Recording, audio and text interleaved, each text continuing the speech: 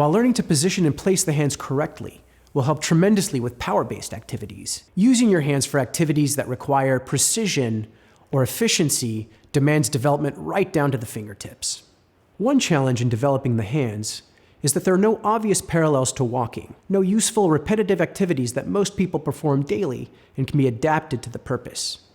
But one advantage that hands have is that they can wield tools, and the right tools, when held and used correctly, can serve as extensions of the rotational axis. The tools I recommend are drumsticks and a practice pad. The sticks provide excellent stakes for redeveloping your hands around the rotational axes.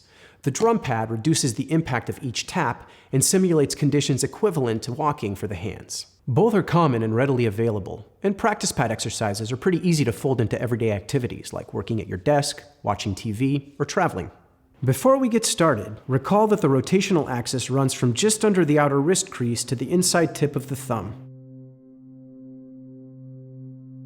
The optimal grip focuses on these 2 points of contact, wrapping around the drumstick as if it were the rotational axis. The fingertips help to position the stick so that rotational force can be applied both medially by the thumb and laterally by the coordinated segmental action of the other 4 fingers applied at their tips, with the end of the stick tucked against the wrist crease. While it may not look like much, this back and forth spin across the rotational axis is the smallest controllable movement of the hand, and represents the key to effective and efficient tool use. Developing the hands so they can produce this movement will be the focus of these exercises. Following a few basic stroke patterns, you'll work to produce identical strikes against the practice pad using only the back and forth motion from lateral to medial rotation.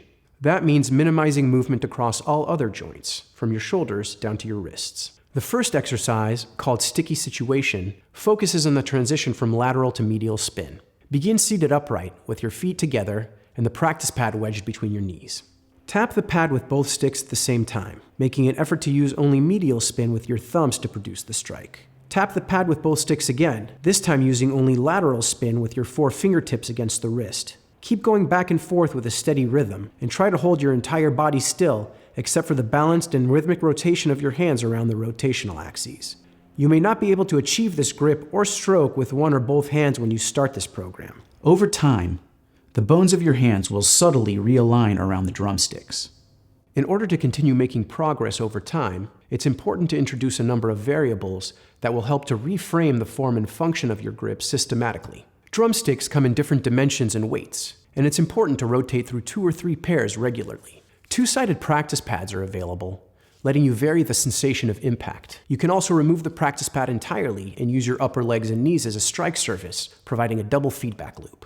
Drumming patterns are another important variable. Simple patterns should be the focus, emphasizing single and double stroke rolls and alternating between medial and lateral spin. A single stroke roll is an alternating stroke with each hand striking once. A double stroke roll adds a rebound stroke with the same hand before the next hand strikes. The hands can strike simultaneously, or they can alternate.